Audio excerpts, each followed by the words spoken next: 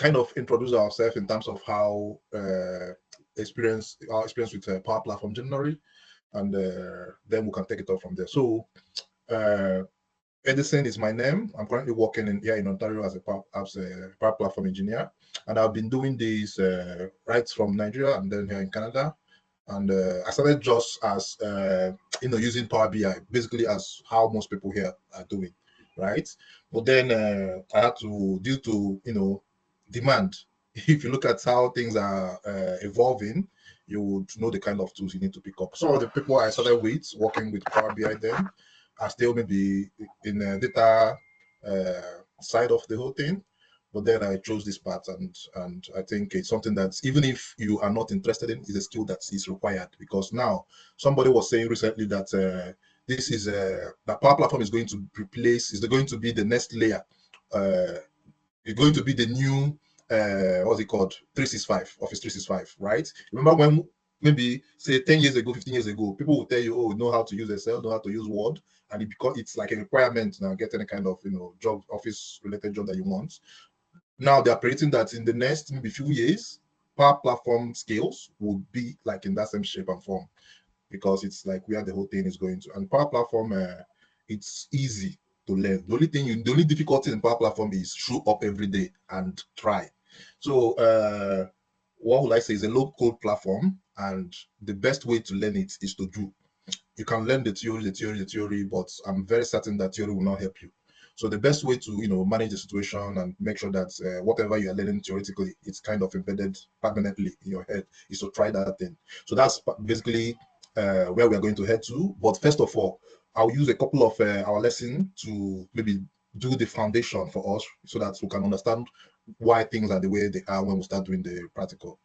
So that would be it from me. I don't know how we're going to Mr. Boy, can we start from you? Maybe from a scale of 10, if you want to say anything about Power Platform, that's okay. But when you're done, just from a scale of 10, how you rate your skills in Power Platform. And when I say Power Platform, I basically also I would exclude Power BI, because in the entire ecosystem, Power BI usually they include it. But since this is a Power BI heavy what's it called, team, I would rather we focus on Power Apps, Power Pages, Copilot Studio, and Power Automate, these other tools. So from a scale of 1 to 10, if you can give us a rating of how you feel like, okay, this is where your skill is, that's good. I need it for a mental picture, so that while I'm taking this class forward, I can know how to structure the way I interact. Thank you. Okay, let's start with Nike. Okay. Good morning. My name is Adenike. So I don't really have experience aside from taking the Power Up course, and Okay. I just started learning on my own recently, and I've been able to come up with an app using Copilot Studio. Okay. So that's all I've done so far. Okay. Thank you very So much. it's safe to say I'm scale a of 10. beginner. Scale of 1 to 10. I would say 0. When you already built an app, you're saying 0. I used How you say Copilot 0, now. Nike? I used Copilot. Okay, so that's fine.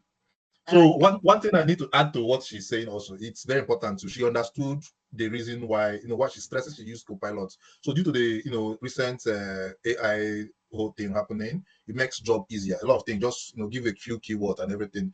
And honestly, I will tell us that is not the best way to learn. So it's better we learn, the hard way now, so that when you already know that your skill is up there, you can actually start using those tools. But it makes the whole thing faster, basically. Okay. Up next, Paul. In terms of, on a scale of 1 to 10, in terms of my experience using Power Apps, I would say a 1, because if I could go to 0, I don't know anything about like the app itself. All I know is like you can create like low code like apps with the platform, and that's as far as my knowledge goes with it. Okay. Thank you, Paul. Next person. Okay, up next, Damalade Boade. Yeah, I've joined few, I've watched few videos, and I've joined few classes of people like developing an app from end to end, but I've never used it. So I think I have the basic knowledge. So I think I'll just rate myself. I know what the Power Apps is all about, so I'll probably give myself maybe a 3, but I've never used it. Okay. Yeah. Okay, up next, Mr. Abdurrahim.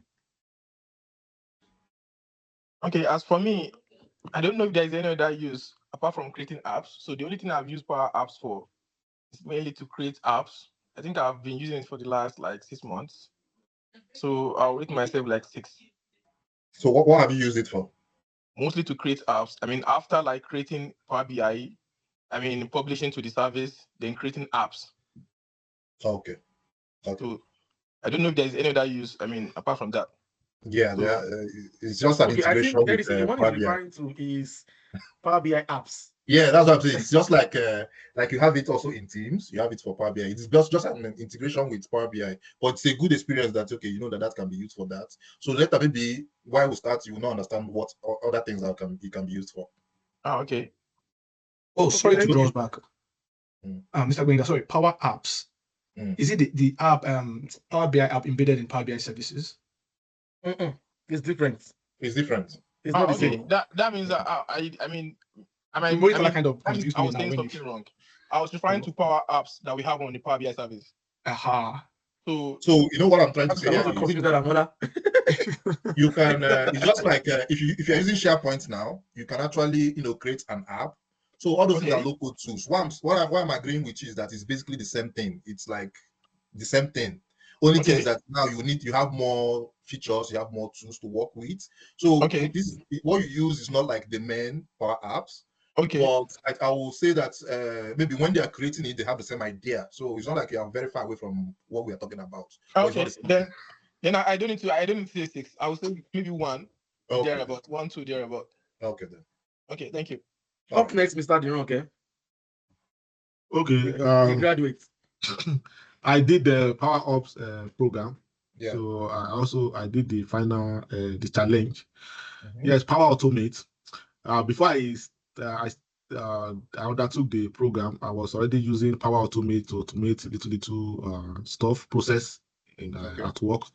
That is just for practice. Okay. So to move file, use it to move file, to get attachment from emails and all that, to make data entry to Excel documents. Yeah. On Power Apps, yes, Power Apps. I also use. Hello? Is that okay? Are you there? Wow. Hello? Hello? Hello, can you hear me? Can you hear me? Yeah. You went off. Yeah. Yes, it's my internet. So I use Power Apps to create a leaf management system and inventory management systems, but it's just for practice. It's not for real life situation, or maybe to solve any problem at work. So if I want to rate myself, maybe I'll give myself 3.5 over 10. Okay. Yeah. So aside Okay. Power App, you mentioned one other thing that you also learned in the Power Up program. What was that? I learned Power Apps, Power Automate, and Okay. of course Power BI too, that we also learned during that program. All right. So Okay, that's good. I'm Okay. really Next. looking forward to this class. No. We are going to go in depth, so you are in the right place.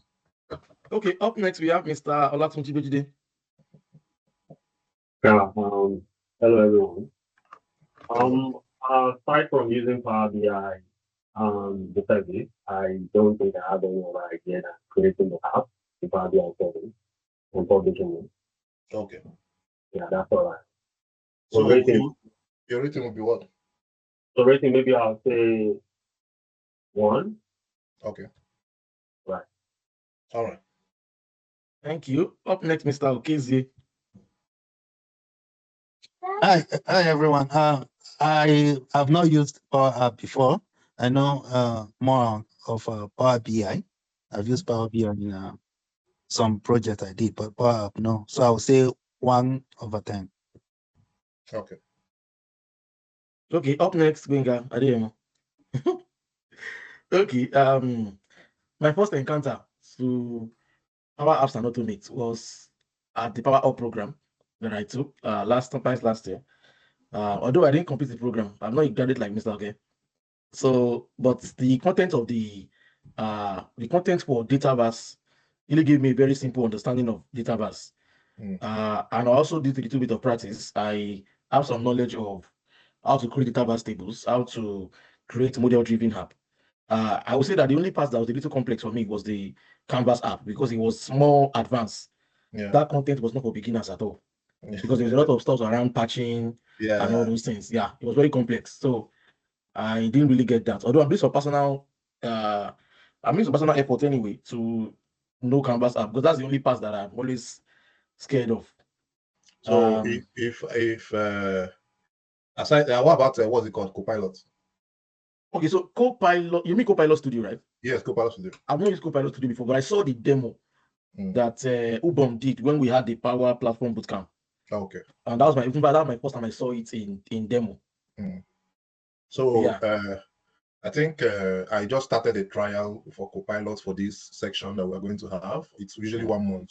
So maybe it might be something that I would introduce early before the trial expire. Mm.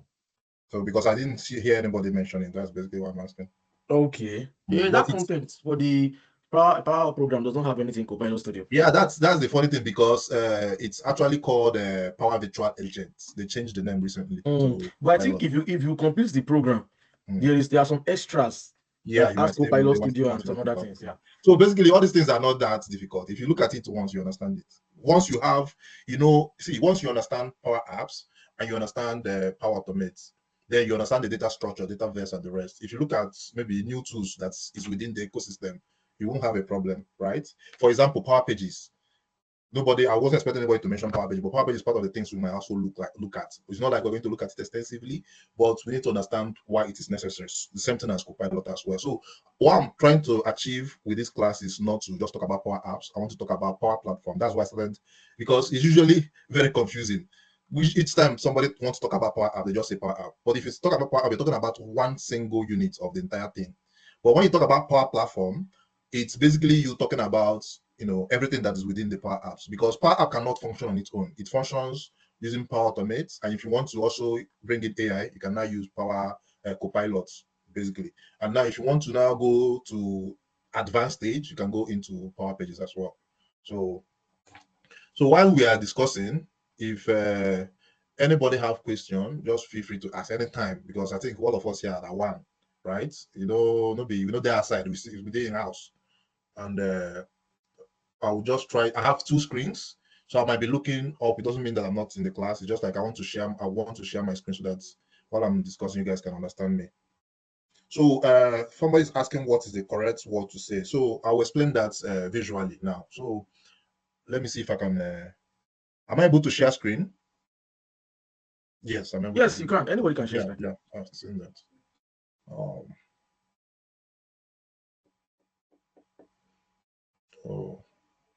I'll need to exit the meeting and join again, just in a few seconds, so that I do this whole thing in the same browser.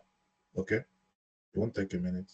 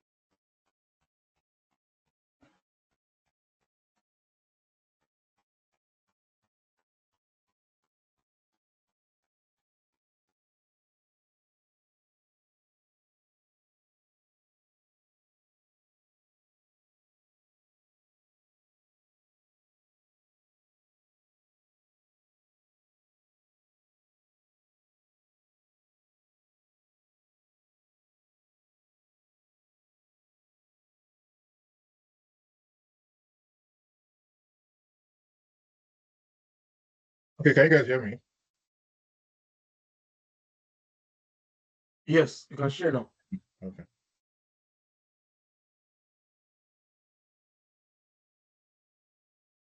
Okay. So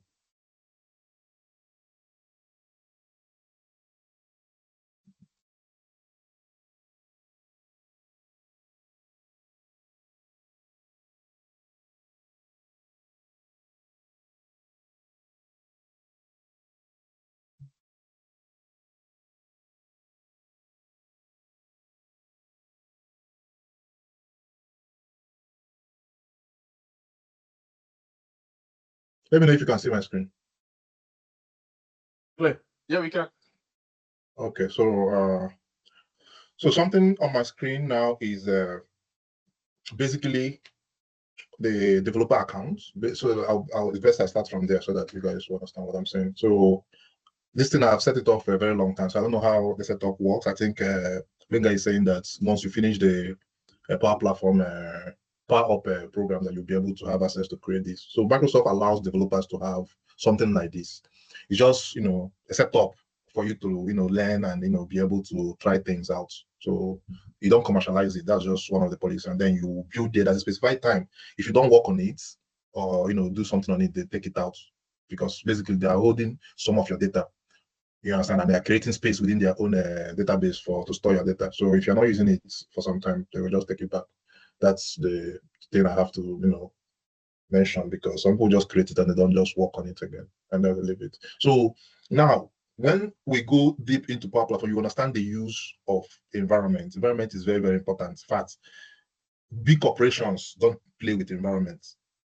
There's a reason why they don't play with it, and there are extensive tools to use in managing your environment. So for now, let me start here. I might move within environment, or you see when we go, and then this environment, name of this environment will change. So it's okay, just that moving around places, but that's okay. So first and foremost, what is Power Platform? Any Power Platform you open, you are going to see this, right? And what is this thing? If you see everybody mentioned Power BI, so Power BI is here. The question is, why is Power BI here?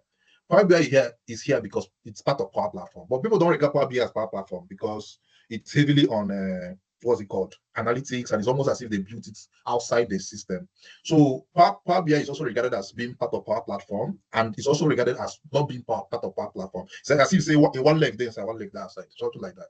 So we have other tools which I've already mentioned here. So we have Power Automate, we have Power BI, we have Power Pages, we have Copilot Studio, and you have Power Platform Admin Center. This Power Platform Admin Center is majorly for admins to toggle things on and off, manage the environment for users majorly. So there are some features you can go here and turn off. And when we get to that point, we're also going to talk about it, because there are some job roles you get, and that job role is just like a Power Platform admin, because this admin management of accounts within the Power Platform is very, very extensive. Management of access, right?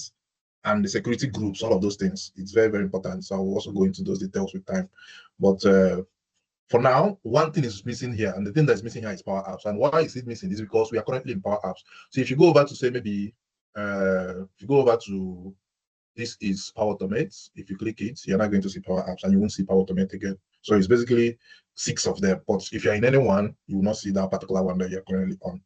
So where I want us to start today is Power Apps. I will go over. So look at this is how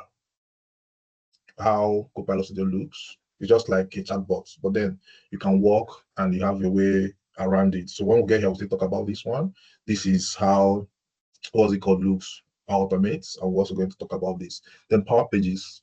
Power Pages is basically an extended Power Apps. It's not, there's only a single or maybe one or two different major differences, and that is very key. So by the time you hear Power Pages, it was called Power Apps Portal before. So Microsoft always, that's one funny thing you're going to experience. Just as I think most of us must have used Power BI, you will log in one day and you see some things that have changed. I think Power BI, the ecosystem, Power BI ecosystem, people manage it well. Like I remember when maybe once in a month there'll be new features, and there'll be like an event. Microsoft will do an event where they introduce the new features to Power BI. I'm not sure how it's done now, but something like that happens in Power Platform. All the tools here, they come today, use something, come back tomorrow, you won't see it again. They've upgraded it or changed the icon, some of those things. So, to be on top of things, just, be using it regularly before you're hands-on with it. So then the main one, which is Power Apps. So in Power Apps, there are things that you need to know. and I will start from, the things you can see. So this home is currently where we are. That's home. And if you click on create, it introduces you to, different ways to create. It just shows you different options for you to create. So, but in home, you're going to see the list of all your apps, existing application, and this whole Copilot thing is here for you, just for make things easier for you. If you want looking for anything, if you want to do anything, all of those things are there. Now, if you want to learn Power Apps on your own, the connected Microsoft Learn here, so you can actually learn it. And this is how to manage your plan and all of those things. And this app specifically lists all your apps, right, that you have. So within apps, you see the one that is shared with you, you see the one that is with you, your own, and you see all. All might include system applications. So there are some system application Power Platform will kind of already have in the system, just there for you. And AI Hub is where you see what's it called, prompting, Copilot, and all the rest of AI things.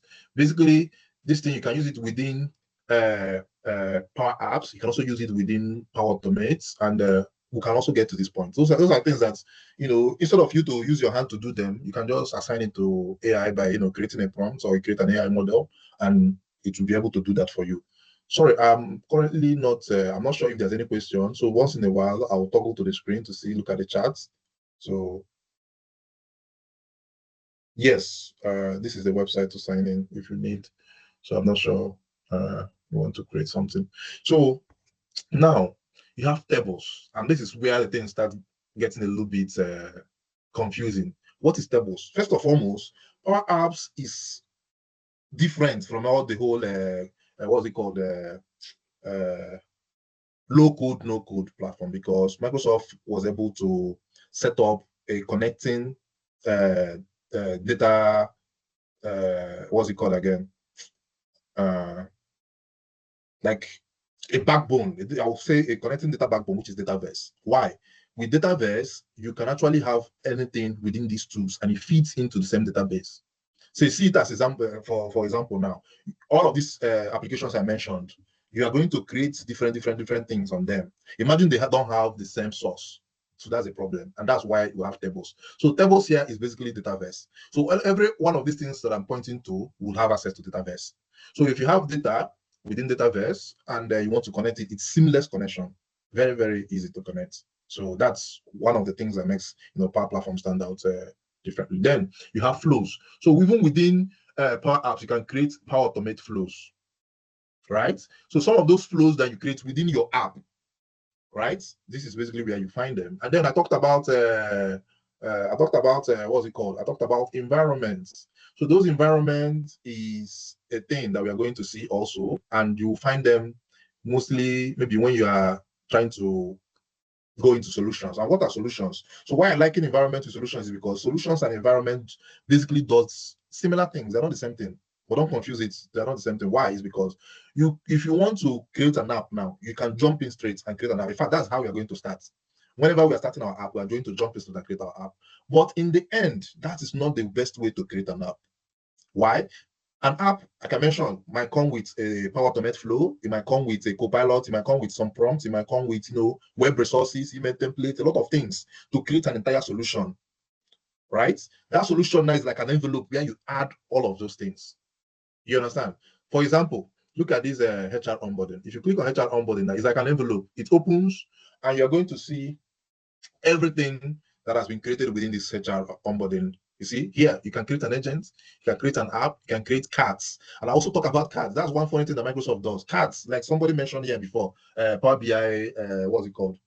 Power BI apps. Yes, that is the same thing as this cards you're seeing. It's funny, but cards have its uses. When I used cards, it was when somebody wants me to, they want to send a notification to a Teams group, and they want people in the Teams groups to react to that notification. So if they say, oh, so person have done so thing, they want you to, approve or, update the status while you are in Teams. The idea is just to make work easier. Why will you want the person to leave that place and go into load another app entirely to answer that simple question? Do you understand? So Cards is a dumbed down Power Apps. The engine behind it is the Power Apps, but it's dumbed down. If you open it now, it's very easy. Everything is just, small, and it's dumbed down so that you can create what's it called, small apps within Teams. right? So that, whatever information you want to pass, if you pass it through cards, the person can use it as a small app within Teams, and that will also register straight into your data source easily, right? And then we'll have cloud flows.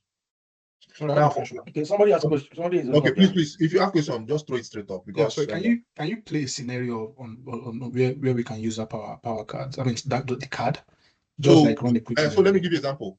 I was building a solution for what's it called, a shipping solution. So that shipping solution is that once it has statuses. Oh, this item now has gotten to this location. This item has gotten to this location. But for this particular process, it's when somebody must have shipped that item. So if somebody shipped that item, you are supposed to send a notification to the team group for the shipment team or the sales team to be able to know that has been shipped. But they are shipping that item not directly to the customer. The way our process then is that we are shipping into airport. We have staff in airports, and they pick up their device once they are coming into the country, right? So sometimes the customer might have an issue and they don't pick it up. Maybe they came in, they were in a rush. Maybe they came in and they missed our spot, because all of this information we already shared with them before they land.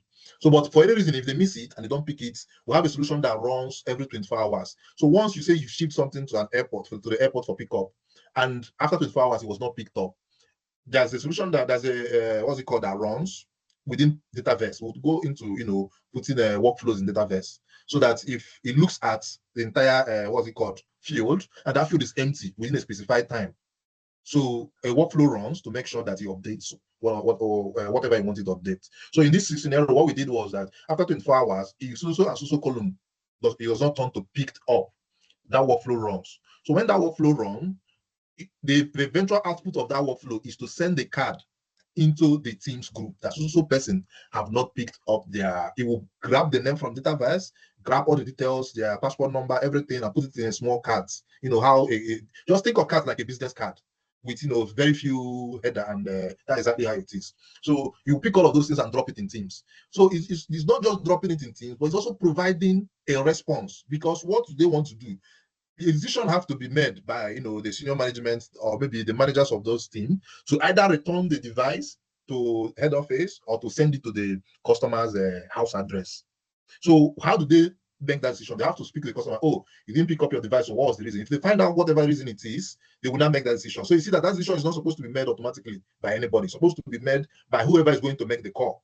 Now in that scenario, you can actually say the person, okay, go to so app and go back to the other application, right, and respond. That's for somebody that's that busy, it's difficult for them to start going there. So the idea is to make work easier, make processes easier. So instead of sending that person a link to go and open an app and respond before everybody will know what the decision is, that's workflow runs within 24 hours, drops it within the team with the person's name mentioned, the person's attention is called, the person comes there, clicks a drop down within that card, and now responds by clicking on whichever decision he wants to. So when he clicks that thing and clicks send, that card or that response within that card, the drop down closes permanently, because you can't toggle it back up again. All those things can be done. So now that simple thing will now go back and update the table. So whatever table is going to update, once that table has been updated, another flow runs, because that's a new information, that's a new event basically. Another information will now run, another workflow will now run to carry on whatever the decision the person makes. Maybe send a message to the team or whatever. I'm not sure if you understand that process like that.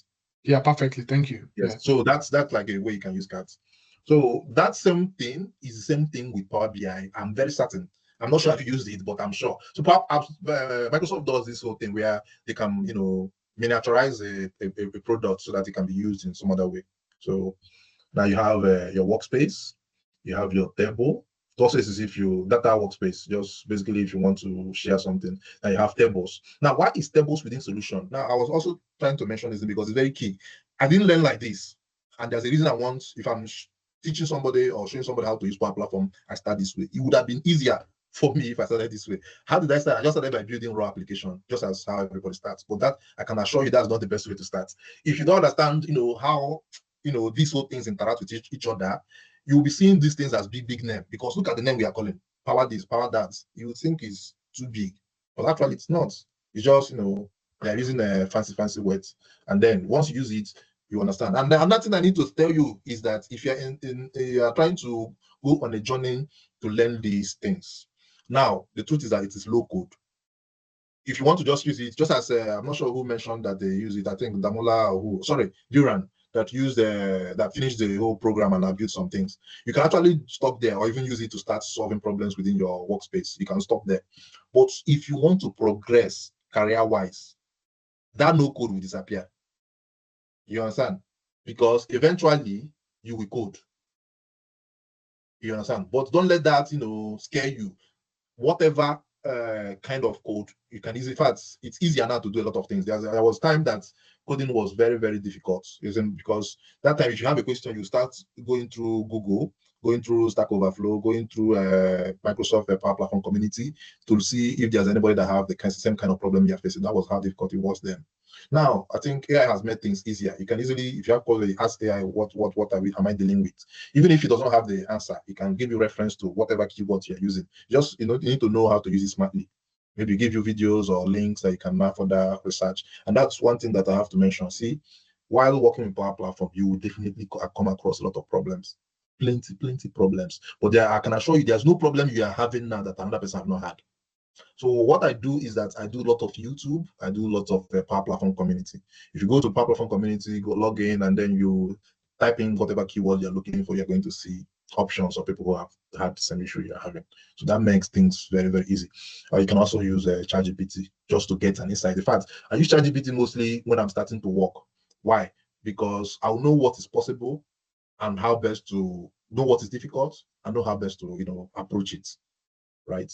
So sometimes there are so many things you want to get into, and then you only start discovering that there are so many things you didn't see when you are starting, and that's kind of demoralizing. So if you really want to start working on a solution, you can actually do proper research. You can easily see other people doing the same thing, and then know the difficulty level or know whatever requirements, or maybe. So what I'm talking about is sometime I worked on an app that the entire team, one team was supposed to use that app. One person was supposed to use that app, but then the entire team was thinking that we need license for it, right? And it was difficult for them to accept that we are going to start paying for another license for that, right? But simple research, I found out that just do one or two things. Turn these applications that I'm building to per app plan, and we can actually have access to it for free because only one person will be using it. So Microsoft, in fact, if you go into what's it called again, consultancy within Power Platform, is big business. And if you going into consultancy and maybe talk to somebody who is in support, one of the major big problem people in support have is plans. Even you will face the problem. Plans. Microsoft plan is like very, very, very confusing. For most developers cannot even, it's very, very confusing. And that's another thing you need to understand how to approach it. If you can, at the stage where we're now, we can actually start building apps and start using it because it's for testing and all of those things. But when you start going into the real world, if you don't consider plans, Microsoft plans, Power Apps plans, or maybe Power Automate plans, and how to integrate and the team people that are going to use it, if you don't put those into the picture, you will end up building that app and management will not want to use it because of the cost. So while you want to propose whatever, or maybe somebody that's asking you within the team, we have to build this, they need to know, the cost implications. So that's another area entirely. It's very, very confusing. But then just one or two research here and there, you will be able to find solution. And it's usually, peculiar to what you're doing. Because now, if you're building an app, only you know how many people are going to use it and how they want to use it. In the case I was just talking about, only one account. It was supposed to be multiple people. But then these same multiple people work in the same team. Why do we need different accounts for them or different plans for all of the accounts? It's not necessary. We just use their team accounts and got it for free, and all of them can log in with their team account and use it. You see, it was that easy. But then if you don't understand how plans work, you end up, wasting money, or maybe management will be scared of going into it because of how costly it is. So all of those things are key to, understanding how this whole thing works. So in what's it called? Solutions, it does not stop at table. That's why I want us to start from solution. So in solution, you can see my screen now, right? Please, can you guys see my screen? Hello? Yeah, we can. Yeah. So I just want to know if we're together. So solution now, you will see that we have more detail within solution. And there's a reason why you have all these things. That's because every single thing you are seeing in this solution is something that can be added into solution. Now, see solution as a bucket.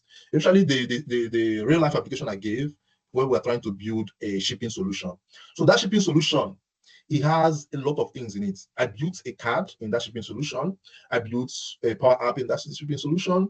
I built what's it called, flows in that shipping solution. There's one that I'm not seeing here, and I think it's because this is a trial account. That one is called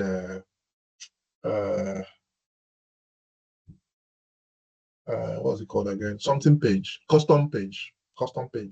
So Benga mentioned something about what's it called? Model-driven app. We'll come to model-driven app. But model-driven app is basically, custom page rather, is basically a version of cards, just the same thing cards is doing. But it's not dumber than cards. It's a level higher than card, but it's not as good as the main Power Apps itself. So, but custom page is used within what's it called? Model-driven app. And I'll explain that to you why that is necessary. And I'm talking about it here because if you log in using a proper account, not like a free version I'm using, trial version I'm using, I'm very sure that we are going to see model. Let me see if it's here. I think it should be here. Oh, it might be this. This just wrote page. It's supposed to be custom page, but it might be that as well. All right. So now, while we talk about since I'm talking about a model-driven app, let's talk about these three things. Now, Canvas app is simple. If you want to build an app, just as you know apps, if you want to build an app, use Canvas app. Now, why am I saying if you want to build an app, use Canvas app? Because the way you understand apps now is the way Canvas app is. You know how in your phone, your app, you have different apps. And if you open any app, they have different features, different styles, and all of those things. That's basically how Canvas app is. Anybody can go, and in fact, you can build anything, a replica of whatever app you want in Canvas app, something like that. It might be difficult for you, but you can do that because Canvas apps allows you to freestyle, do your choice, do your way. That's why you look at it, it's looking a bit technical, right? It's because it's not just drag and drop, and you can, style it the way you want, do a lot of things the way you want. Now, model-driven app is called model-driven app because it is, I'm very certain all of us here know how modeling works in Power BI.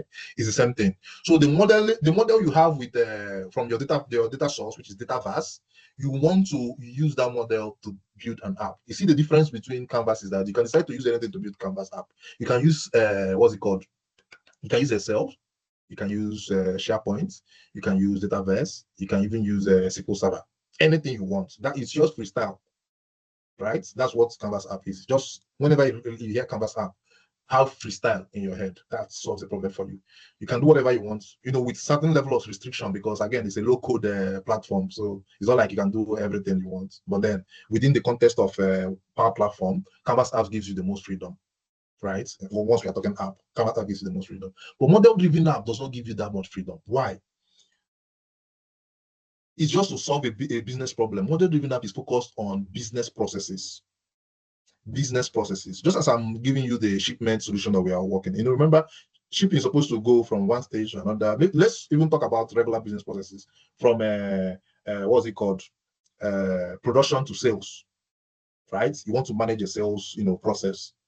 It will definitely come from what's it called? Leads that you've gotten. And you're able to, follow the leads and make sure that, okay, this leads is now going to, that person wants to be able to buy, and then you push it to the sales, and the sales team now start managing them until they eventually buy, and then you send it to maybe the shipping department to be able to ship it. All these things are business processes.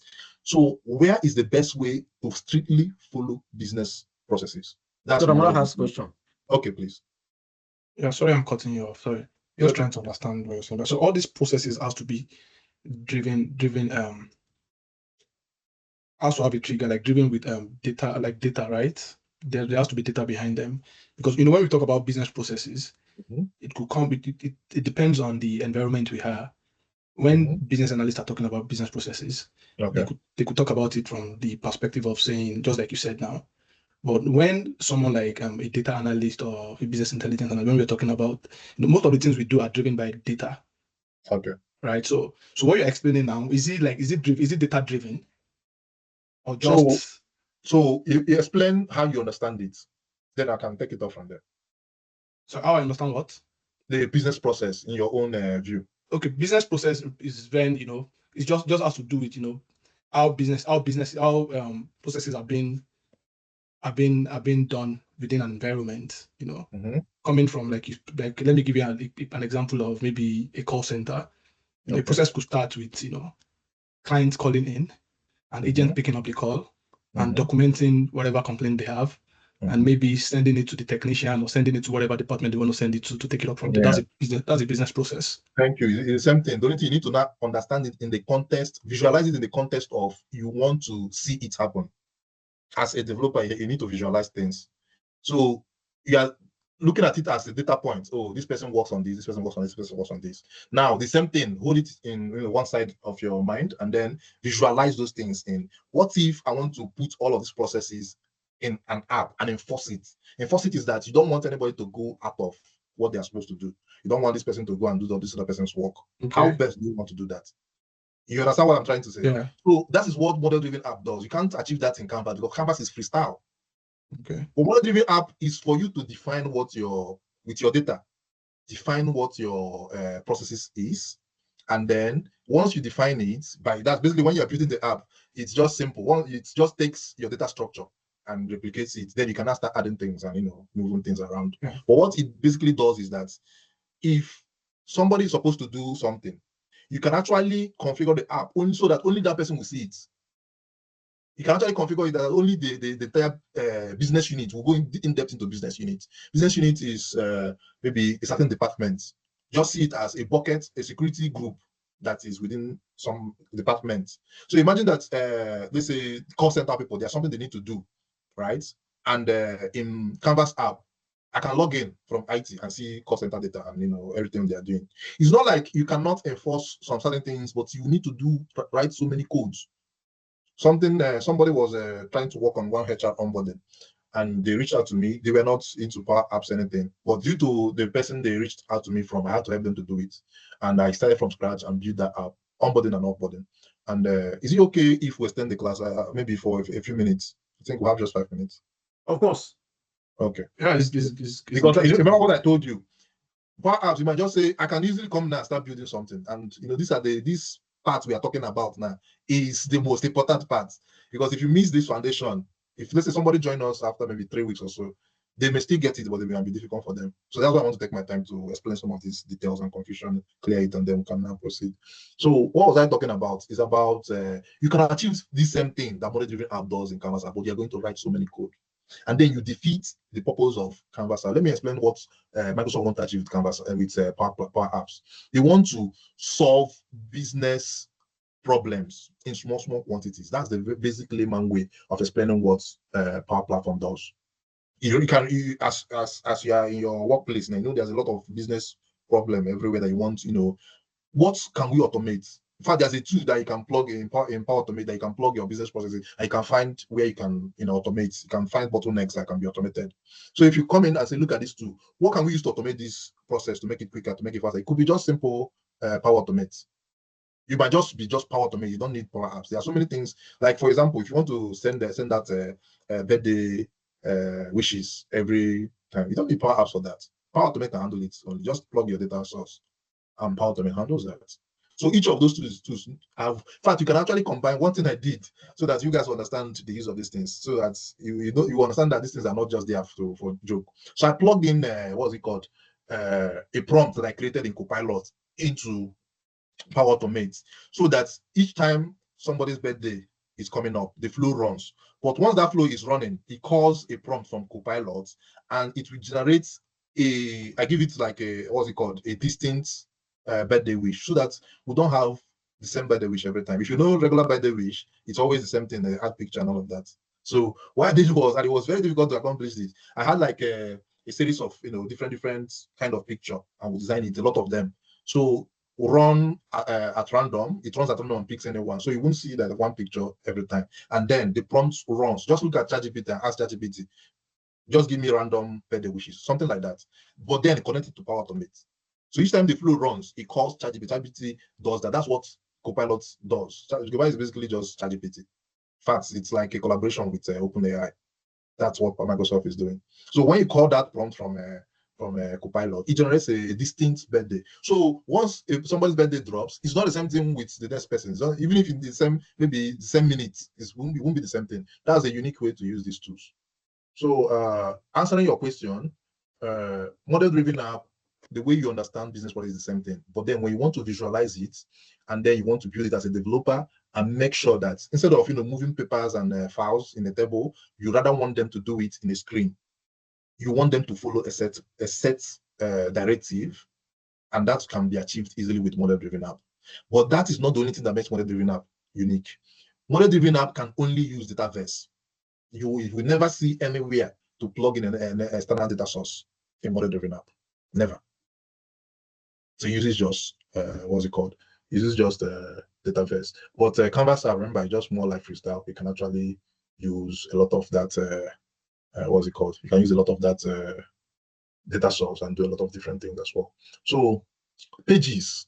So these pages, I'm sure these pages we are talking about here is what's it called? Power Pages. Definitely it's Power Pages, not custom page. So Power Pages, I've opened it here. Sorry that I was supposed to be opening these things, but then it's okay. I will kind of show Somebody you. has a question. Okay, please go ahead. I just have a question regarding like the difference between like the Canvas apps and the model-driven apps, right? In terms of usage, there was something you said like for model-driven apps, right? You can only use like Dataverse as like your database like source code, right? So Yeah. I'm just trying to understand like, okay, say for example, a corporation or a business, right? What is like the practical use cases? So when do I need to, when does a company need to use Canvas as opposed to like model-driven apps? So for example, if you're a company that already has like your data stored elsewhere, so it's more like beneficial for you to use Canvas because you have more like flexibility. Exactly. To, like, that is just it. Okay. You've nailed it. That's exactly what it means. Okay. So, but if you have your data in Dataverse, you can use Power, and if you have your data in Dataverse, you can use Canvas depending on the solution the problem you want to solve. So let me give you a scenario where I use data in Dataverse. So you remember the whole shipping solution I was talking about. Now there is an inventory part of that shipping solution because you need to make sure that the devices are accounted for because these devices are very, very expensive. So the devices have IMEI in it. I built a Power App that we scan the IMEI and update the status, whether they have any wherever the device comes to.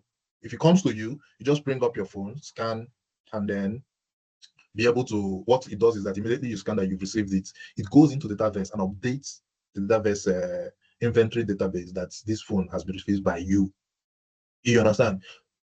Until it goes out from your hand to somebody's hands. If that person does not change, it's not going to change. So it's a single source of truth because if you now open model-driven app, let's say sales team want to know the status of this phone, they are going to see the same data that the person responded with using Canvas app. You see why the importance of Dataverse is the same source, but different interface, right? Okay. Yeah. So for how I think you mentioned there's something you got that Canvas app can be used if your data is outside. That's one good reason to use Canvas app. But then if your data is inside, it does not mean that you automatically use model-driven app, right? Because Power Pages also uses only data from Dataverse, right? So what do you do with Power Pages? Power Pages is when you want your app to face outside. When you're building with what's it called, Power Apps, you will face a lot of problem with what's it called, the app facing outside. So that's what I mean by facing outside is for external customers to interact with it, right? Like the front end. No, not like front end. External customer. In a company, there are some apps that only people within the company will use. Say you want to do like an attendance app, it's people within the company that need to see it. Somebody outside don't need to see it. But then there are some apps you need to build because you want to collect some information from your own customers that are not in the company. They may be customers, they may be customers that you are trying to let's say you are trying to run like a loyalty scheme. How do you manage that? Because a loyalty scheme means that you want responses from your customers who are not part of your department. Yeah. So how do you do that? That's how you use Power Pages. Okay. You understand? So one good thing with Power Pages is that you can manage security. Power Pages is heavy on security because it's facing outside. So you can do all the security grouping. In fact, if you don't learn how to manage security, you might not be able to. There's some certification you might not be able to get because managing security in Power Pages is very key, right? So this is the three main types of Power Apps, right? Anywhere you go, it's just these three. Now, this is within Power Apps, so we've not talked about, other things. So you see how deep this is. Mr. Okay, I have a question. Okay, please go ahead. Okay, thank you. How to, because excuse me, I want to ask about the developer account. How can we get the account? Because that my account is not working again. Oh, The one, yeah. so I Then- think when I mentioned something about how that could be sorted, for real, I can't lie to you. It's been long that I created mine and I've not checked it again how to go about it. So if you have any information, fresh information around that, please, maybe you can help share with them. So I think there's a way you can use a free trial if your organization Sorry, like Mr. Okay, Yes. you are a user group leader. The Microsoft account they gave us the other day Okay. as a user group leader, yeah. So you You can use can that account. that account has every premium thing that you need for 365. Okay. Okay. Even fabrics, everything. You can use that account to do a lot of things. So try it out. Yeah, I was saying I think there's a way you can use a 30 days free trial. Oh, 30 days is good though, but you won't I won't like you won't accomplish anything in 30 days. This account I've been having it for how many years now? Up to 3 or 4 years now. I'm not sure. But I Okay, know but is it possible we use our company's account just to try out stuff So- and then So it depends on your company policy. I actually learned using company accounts, right? And when I was doing this back in Nigeria, my company, we are not even using Power Platform because Microsoft they want to kind of democratize application development. So no matter what you do, you cannot stop any user to have access to. Once you have what's it called, your company 365 accounts, you easily log into Power Apps and be able to build. So you can actually do it with your company, but then it depends again on your company policy. Some companies might not want you to start doing all of those things. But then if you ask and it's free for you to do, you can actually do. thank you.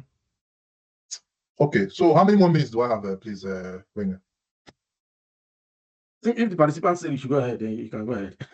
Okay. Okay, let's say if we can go up to 10:30. Is that okay? Okay, is that okay by you, everyone? Guys, it's 10:30, okay. Sorry, I'm in this different time zone from you guys. I mean 9:30 for. Yeah, it's fine with me. Yeah, that sounds good. All right, so let's dig in more. Because I won't lie to you, this is not before we start doing what's it called? More of practicals. Looking at these things is very important. So let me start from. Sorry, so can you click on back to solutions and come back to this page? No, back to solutions, that back button. Back like this. Okay. Yeah. Then okay, you got here through going to solutions and okay, all right. Let's click on solutions. Okay. And even open it in the tab. And then you'll be able to work on it. So if you open solutions, a list of all your solutions, because okay, let me even show you how you can create a new solution. It's very easy to create. You just go here to create. And then while you are creating solution, you have different questions you can just ask. But then automatically, depending on what you are doing, you can actually create, like if you're working with a team of developers, how do you know who created what? So you can have your own ID. It's good that you ask them because I kind of forgot this, but then let me explain the importance of solution. We'll come back to solution, but I don't want to start talking about solution without you understanding what solution is. Imagine you're working in a very big corporation. Some companies have different locations. Some companies can be in maybe different continents, right? But all of them want to still kind of work together. How do they achieve that? So, while setting up some of these accounts, there are some restrictions because Microsoft have dedicated data centers that they use, right? We that are here in Canada, you will see US, Canada when you're setting up environments. And that's why environment is kind of related to, solutions somehow. Because how you're able to create an environment, you can give it a dedicated data center that you want it to feed from. Most of them since we are here, you will use US and Canada. Now, imagine you have an office in Nigeria. It's always advisable to use, data centers that are closer to you so that, things can be easier and faster for you. So now imagine you have a different branch and you want to work together with them. They might have a different environment because you can't create the same environment for, the same different offices like that are far apart. You have to manage the entire setup. It will be nice or better to manage data if you have like different environment. So let's assume that we have the Nigerian team and we have the Canadian team. And then I'm building something in Canadian team within the environment of Canadian team. How do people in Nigeria get it? You understand? Because the environment is different. This environment is this environment. In fact, you cannot log into maybe a different environment if you don't have access to it. So basically, people in Nigeria will not have access to, for security reasons, that's the best approach. Will not have access to environment of people in Canada and vice versa. So you build a solution now, but you want your team members in Canada to use it or to further work on it. How do you do that? It's solution. Why? It's because you can actually download solution and import solution. Look at this place. So you can actually connect to Git if you are kind of working with a team. You can see import solution. What do you mean by importing solution? You can download the solution and send it via file to anybody anywhere in the world, and that person can import it. So if you click on import, it will browse your system for a solution. And then once you download the solution, you ask you more questions, and then you'll be able to integrate the solution into your own environment. But then that's where the thing gets juicy. That's what we call environment. I don't want to go deep into this because it might be confusing. That's what we call environmental variables. Environmental variables are any solution I'm creating with this environment will have small details. It's like I don't know what's the best. There's something that's coming to my head to use for this scenario, but then it might not be suitable for this kind of gathering. But then imagine that you're eating two soups at the same time. You are eating swallow with two soups at the same time, and you want to test the first soup and also eat from the second soup.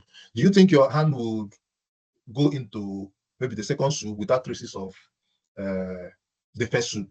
Basically, that's how I want to So if you are moving from the first soup to the second soup, eventually traces of the first soup might be in your hand when you go into second soup. That's basically how I want you to understand environmental variables. Because if you are moving a solution that is built in a different variable to this different environment into another environment, you are going to have traces of that environment. So the best thing is to remove them completely when you are exporting it. You see the thing. So if you include it, it will not be accepted here. It will not, because it will conflict with the setup. So those are the key things. There's something else that is also very important. Connection references. Connection references is that, since it's a different environment, this thing was built with my own account, and I have access to some certain services that Microsoft provide for us to use. Imagine that you are sending it over to somebody and that person does not have similar access. Connection reference is very, very important, and there are ways to manage some of this moving around. Now, this is one use of environments and solution. At the tail end of your Power Platform learning, you are going to encounter environments very, very well, and solutions. Now, another use also is what we call lifecycle management, applications lifecycle management. I think most of us must have known what that is. So you know how in a big company, they already have existing applications. Hello? Someone is raising their hand. Yes, Okay, I have a question, Bros. Go ahead, please. Yeah, I want you to explain the relationship between tenant, environment, and solution to us, please. Okay, so tenant is like the that's like the head of everything. That's like when you talk about tenants, that's basically like the first setup. So if you are a company and you are setting up your Microsoft, you basically have a tenant. So from that setup, you can decide to create different tenants. Tenants can be, okay, now that we are in Canada, you want to set up your Microsoft for the first time in Canada, you start with setting up your tenants. So that tenant allows you to kind of create multiple, maybe for Nigeria, maybe for if you have office in like Brazil, you can create different tenants for them, right? But within tenants, you now have environments. You cannot have one environment in two tenants. No, you can only have two tenants with their own respective environments. So now that you have that in your head, on that environment, you can now have solutions. Then inside solution, you can now have all these applications, flow, and all of the things that we are talking about. Does that make sense? Hello? Hello, Diran. Wait, is something wrong with No, go ahead, please. Well, I just want to know. I can hear you now. I can hear you now. It's my network, please. Do you understand my explanation? Yes, you said I got to the point where you were talking about that you cannot have a single environment cannot belong to two tenants. Okay, so let me explain the other thing. So when you have a tenant, see tenants like when you're trying to set up your Microsoft account, you create a tenant first. That's basically what they will it's very important. So, but see a tenant as like the head of the entire structure. Then under tenants, you are going to see environments. Under environments, that's when you now have different solutions. You understand? So within that, what's it called? Solutions, you now have like different things you're working on. It could be app, it could be flows, it could be a lot of things, templates, web resources, plugins, a lot of them. right? So moving things around, you have to have this in mind before you move things around that easily. So somebody else raised their hand. I don't know if any other person, so I can explain the last thing I want to explain. Okay, so the last thing I want to explain is another use of what's it called? Solution. So I was explaining lifecycle management. Now, lifecycle management is very important. We're going to talk about it. So when you're developing any solution, anything within a solution, there's what we call lifecycle management. So lifecycle management is that you will first of all have to plan. Let's say you have a problem we want to solve, and the internal customer is telling us, maybe finance team or HR team, they want a HR onboarding thing, right? So we'll have to sit down and plan, how do we structure this? After planning, we'll go into requirement gathering, right? So there is a life cycle. We have started the life cycle of that application. That's basically what life cycle means. So what is now life cycle management? Is how to manage the life cycle of whatever application or whatever thing you're building. And it's very, very important. Why am I saying it's important? From the time when you start developing it, you can go into testing. From testing it before you go into production, that is when people start using it. Some teams will have their own in different, UAT might be like 2 different times. They want to make sure that it's very good. Some companies don't have time for all these things I'm talking about because they might be new with Power Platform. The first time I started working on Power Platform, as I mentioned, was with a company in Lagos, Nigeria. Then the company don't know what Power Platform is. When I built the app, I just shipped it immediately, and I was kind of correcting it as they were using, because once they start using it, that's when they start testing it, right? Somebody will come in, this is not working, that one is not good. That's when I started correcting those things. But that is for the scenario that serves me at that point. Some companies will not manage it that way. Some companies want for an application to take its time, take its course, go through the rigorous processes, which is called life cycle. And then when it's ready, people start using it. And when people start using it, you don't just pull it out because it affects business process. You understand? So that's management of entire life cycle. That's what we call life cycle management. And that's where environment also comes into play. How? Because how do you create a user? Okay, go ahead, please. So is it the same as like development life cycle? Yeah, it's the same thing. Then do you determine the kind of approach you use from the onset, like, or does it depend on the company's policy? Like, I mean, I'm talking about like if you're talking about agile or waterfall kind of thing. Do you? Yeah. So if you go to, let's say, there's a standard one people use. So let me just see what we can find. I know there's a standard one people use. It's just basically planning, development, and testing, and then we publish for production. Okay, that sounds like waterfall. So let me see what we can find.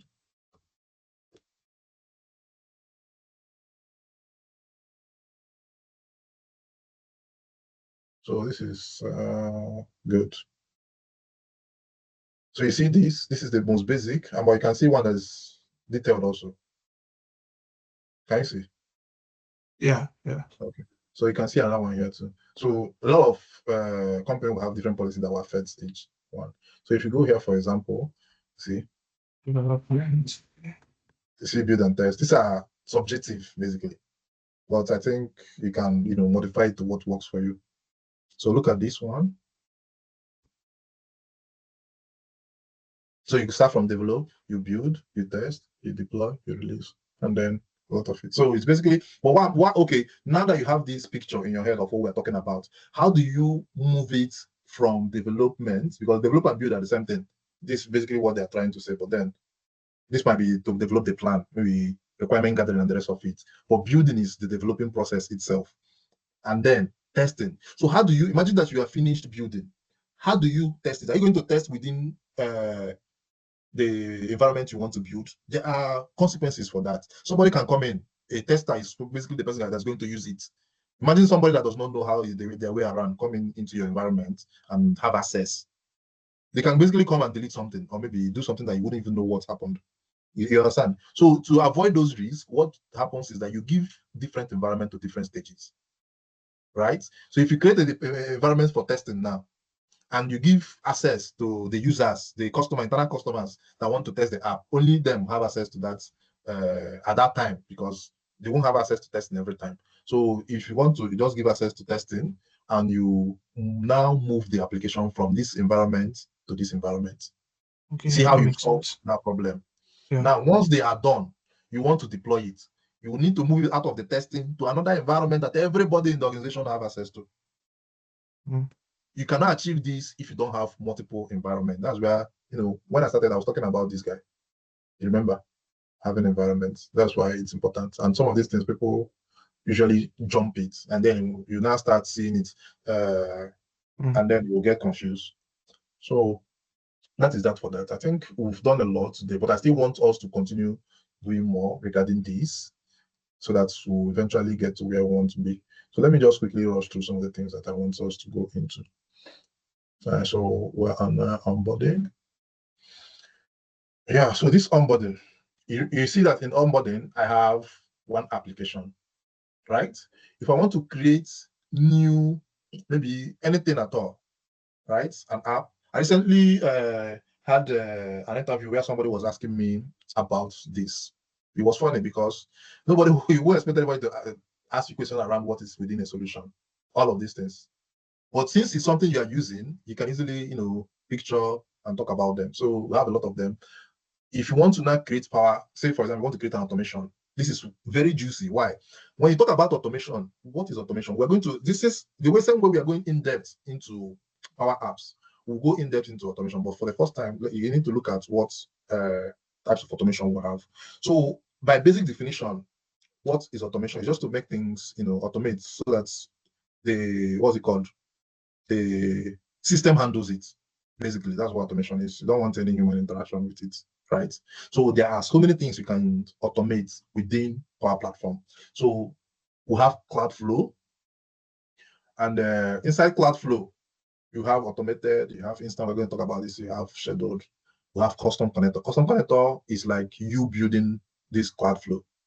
That's basically what it is. But then there's a use for it. There's a reason why you want to build your own connector. Just see these things as see it as an API. You want to build an API, right? You have data flow. Data flow is for data ingestion into Dataverse. You want to ingest data, and you don't want to have any issues and all of that. You can even schedule it and all of that. You can use data flow. It's more like a Power Query. If I click on it now, you see the way it looks like Power Query.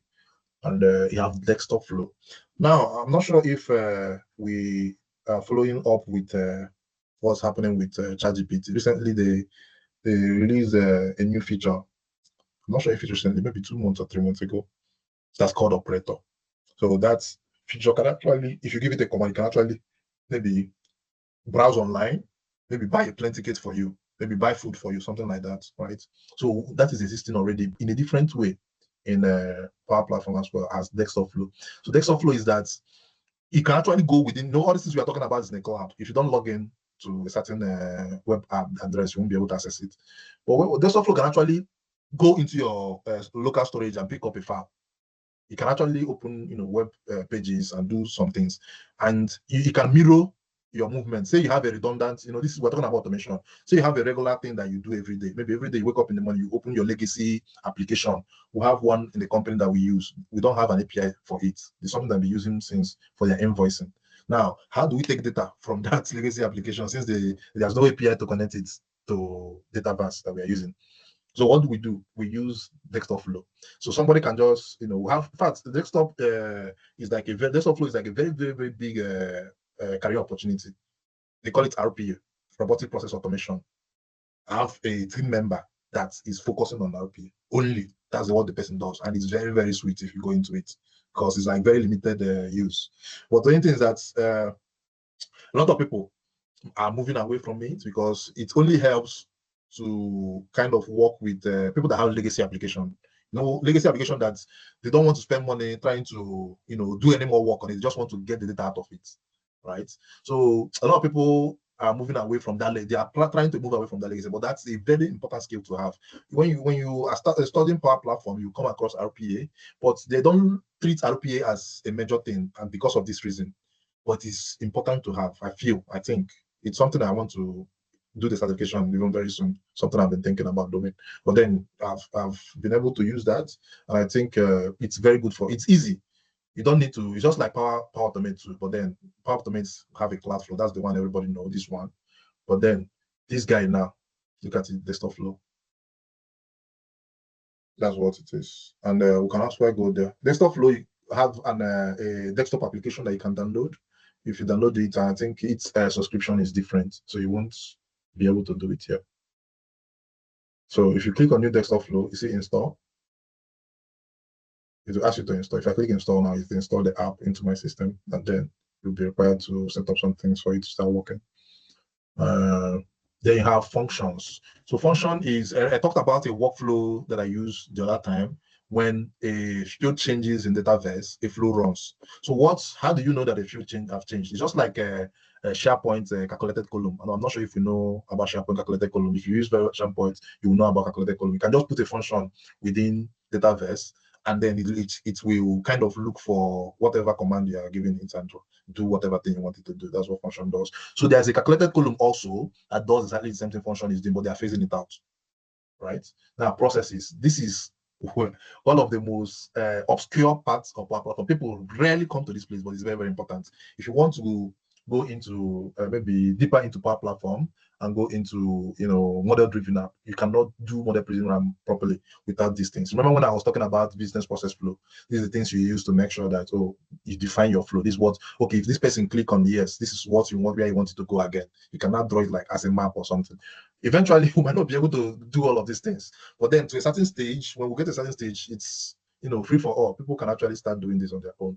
And then you have workflow, you have action. All of these things are automations that tools that you can use within Power Platform. It's 10:30 here, 9:30 at your locations. I think we can stop here. For me, if you ask me, guys, I will take my time. I think it's advisable that I take my time to explain these things. We are just talking about Power Apps now. We'll still have Dataverse to talk about, still have Power Pages to talk about, we'll still have what's it called? Power Automate to talk about, Copilot to talk about, a lot of them. So if you ask me, I will say we need to take our time to talk about all these things. Then we'll start building. And by the time you start building, it will be super easy for you. And I have some materials too that I can be dropping in the group for us to look at, right? That will make things easier. So, but when we get to that stage, we'll do it. I think this is a good start for all of us. So thank you. If you have any question, please let me know before we round up. Okay, I would like you to talk about the prospect of learning the skill, like job markets, AI, all of these things. Why is it good at this time to be a Power Platform developer? Yeah, so at this time, being a data, I told you that I started as a data analyst, and the person that introduced me back then as a data analyst, the person is now a data engineer, and he's doing very well as a data engineer. But I took a different path, and that's because I wanted to do more with the kind of some tools are easy for you, but then and now is not the same, because that time a lot of people don't know what people know Power Apps is, right? But not all companies have use cases for it. They know, they might not know, some don't know. But now it's a different ball game now, and I can assure you, I've recently started, going online to look around for opportunities. And one thing that is consistent is Power BI within a Power Apps opening. And I can as well say that this is something is happening when you're looking at a Power BI opening. Why? Because look at it. All of these things we are talking about is within the same space. This is the same thing. This is the same tools. Why will you know just this? Just ask yourself the question. Why will you want to know this and be oblivious of all of these things? You see, knowing this is good though. You can actually go in depth and spend your entire career knowing this. But what if you want to integrate Power Automate into Power BI, which is a thing? It has its use cases. What if you are in a situation where your company they want to collect responses from outside vendors and analyze it in what's it called, Power BI? Imagine that you have that skill. They may want to do it and they will outsource it. Now imagine that you have that skill and you have it as an added skill to whatever it is you are doing now. You understand? Imagine Copilot AI is moving. I've explained what Copilot does, not in detail, but with the birthday thing that I worked on, I've just explained the simple thing I did with Copilot. There are countless other things that I did. I can mention another one too. So I created a chatbot for our website. So usually we are getting a high bounce rate in our websites, and they wanted to know why, and the sales team were struggling. So what I did was that I created a Copilot chat, added it into our website. If a customer comes in, the thing is just basically popping up in their face, and they can click on it and chat. So usually the first one I pushed was just for them to ask question. What's the what's it called? The price for this phone? What's the latest sale that's currently going on? You know, so all those kind of questions that you can ask if you walk into a store. Okay, what product do you guys have? What is the latest one? All those kind of. You can ask any of these questions. Why? I used Copilot and gave it the website as a knowledge base. Just write the website. You can go into the website and answer the question. Now, instead of calling salespeople directly from the website, they can actually ask the question and get the answer and proceed. If they want to know the price of any item, the current price, current price, they will know just by simply asking that question. Now, some people might use it. Other people might still want to call, but then it creates an opportunity for them to, have choice. Right now, when we started using that, there was small traction, and then I did something else, which is very brilliant because Copilot allows you to do that. So you can engineer the charts to make sure they collect the person's data. So if you come down to say, hi, I want to, it will not answer you, rather it will ask you what is your name and your email. So once you impute those two things, it will not answer you. What is the use of that? It's just for you to generate lead for salespeople, which is something that they loved, because people are coming and going. For salespeople, it's not good because they want to, reach out to more customers. So now they have visibility on the people that are leaving. At least some part of them, people that are supposed to leave that have chatted with the bot. It's basically something like that. There are some other uses, a lot of them, which we can look at when we proceed. But generally speaking, Power Platform, like I said before we started, is going to be like Office 365 in the future because people make magic with it. That's basically it. You see how you build the dashboard in Power BI and you solve a problem with it, you will feel 10 times better when you develop an app and people interact with it, collect data, and then that data is now further analyzed in Power BI. It's like end-to-end process. That's what most companies are looking for. Most companies, if you go to some Nigerian, what's it called now? Because I've got this complaint. One of my developer friends will keep saying that every time they want somebody that, because the person learns Power Apps and is very good with it, but they don't know Power BI, and always complain that every time Nigerians recruiters want somebody that will be doing jack of all trade. But there's a reason why they are doing that. You understand? Because they see Power Platform as one. So I don't think it's sufficient to just know Power BI or to just know Power Automate or to just know Power Apps. I don't think it's sufficient. To be better positioned career-wise, you have to pick up everything. So is there any other question, please? Okay. Hello, We can Benga. end it for tonight. Yes. Sorry, moving forward, will this class be 1 or 2 hours? We can still do 1 hour, but then Okay. maybe if So you're what I did was on the Teams is a recurring meeting. Yes. Every Sunday, 8 p.m. Winnipeg time. So Yeah. I set it to 1 hour, 30 minutes. It can be 1 hour then, 30 minutes in case we want to, Because remember, it's night, so if we can do so, if we're able to achieve anything within 1 hour, we'll close it. Then if we have a consensus to extend for another 30 minutes, then good. People can be asking questions during the week if they have any question. Exactly, they can. Just feel free, I'll answer them. Because just be asking on the group. So Okay. the group will be active. Okay, no problem. All right, guys, thank you, and good night. See you guys again. This wait behind. Okay, it's okay. It's okay. Thank you, guys.